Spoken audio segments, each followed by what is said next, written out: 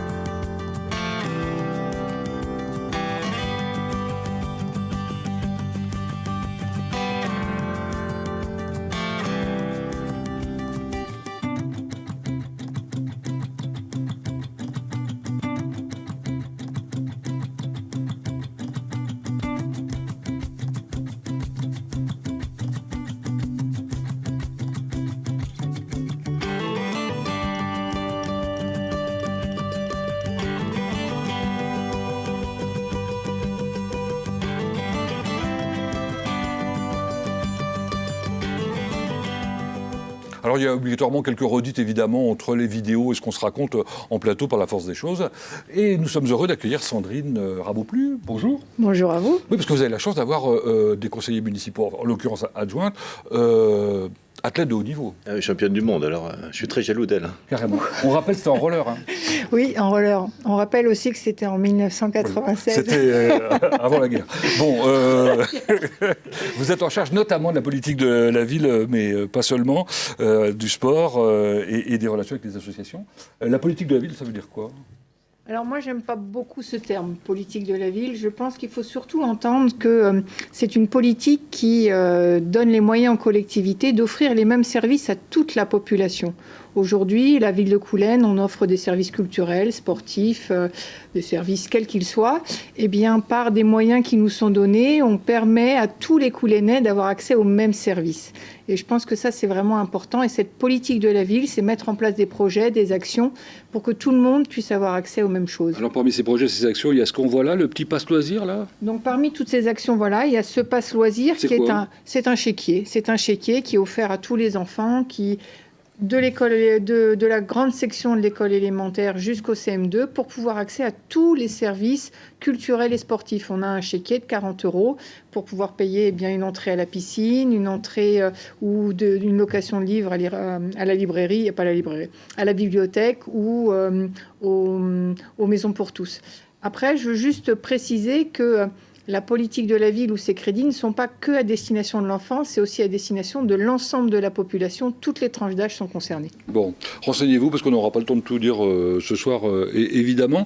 Mais restons quand même dans la jeunesse dont vous parliez il y a un instant. Et puis on se reverra un peu plus tard pour parler du sport avec la découverte de ce qui se passe autour des écoles. Vous savez que c'est la responsabilité des municipalités de s'occuper des écoles primaires. On le voit avec l'adjoint Pascal Guibou. Nous avons 3 écoles sur Coulennes, Camus, Braque et Molière. Molière qui fonctionne en Civos avec la participation de Le Mans. Les rôles de la ville dans les écoles sont multiples. C'est d'abord accueillir les enfants pour contribuer à leur éducation, leur fournir des clubs, des tapes sur les temps méridiens pour leur permettre de découvrir des activités qu'ils n'auraient pas forcément eu l'occasion de découvrir. C'est aussi une restauration complète par école, au même titre qu'ils ont un gymnase par école. C'est offrir de la sécurité pour les enfants parce que les lieux sont sécurisés au maximum. C'est offrir du bien-être aux enfants mais aussi aux parents. Et puis c'est offrir des séjours d'été, des mini-séjours, des centres de loisirs qui permettent d'accueillir ces enfants au moment où les parents sont encore au travail. Nombreux sont les personnels qui travaillent sur nos écoles, à la fois pour l'aide aux enseignants, pour les petites sections, pour les maternelles qui s'occupent de prendre le relais des enseignants. C'est aussi nos personnels dans les cantines qui assurent une restauration par école dans laquelle nous mettons le bio. C'est tous les gens qui derrière en mairie, les administratifs purs qui passent les commandes. C'est également tout ce qui gravite autour, c'est-à-dire nos services techniques. J'en profite au passage d'ailleurs pour remercier l'ensemble des services de la municipalité qui ont contribué à ce que tout fonctionne pour le mieux, pour les parents et pour les enfants. C'était un vrai challenge. Voilà, c'est un vrai challenge et il a été gagné. Les écoles, c'est important. C'est fondamental. Le budget de l'éducation est le premier budget de la ville de Coulennes et c'est un des éléments fondamentaux de la cohésion sociale. Nous avons une population pauvre à Coulennes, 50% de logements sociaux, et c'est par l'éducation qu'on peut faire fonctionner l'ascenseur social. Et je crois à l'élitisme républicain et il faut donner la chance aux enfants, éveiller leur curiosité, leur donner la chance de pouvoir avoir des activités qu'ils ne peuvent pas se payer par eux-mêmes, et on le fait en particulier dans le cadre des clubs, du temps d'accueil périscolaire, parce que nous avons maintenu la semaine de 4 jours et demi. Très bien. Catherine Babillot, vous êtes de retour ? Je suis de retour. Pour nous parler alors du CCAS, on va le détailler dans un instant, mais si on reste sur les enfants... Sur l'éducation, ça commence dès la petite enfance, donc de 0 à 3 ans.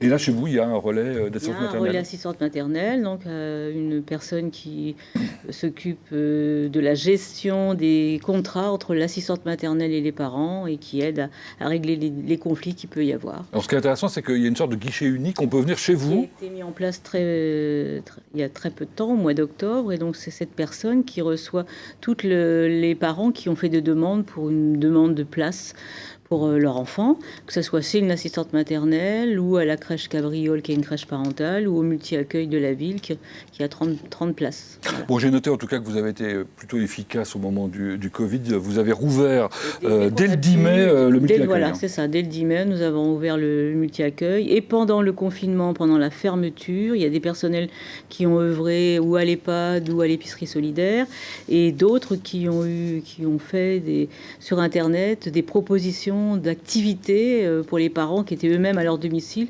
pour faire passer la journée à leurs enfants. Toutes les écoles avant les vacances scolaires, parce qu'on ne pouvait pas imaginer que les enfants n'aillent pas à l'école pendant 6 mois.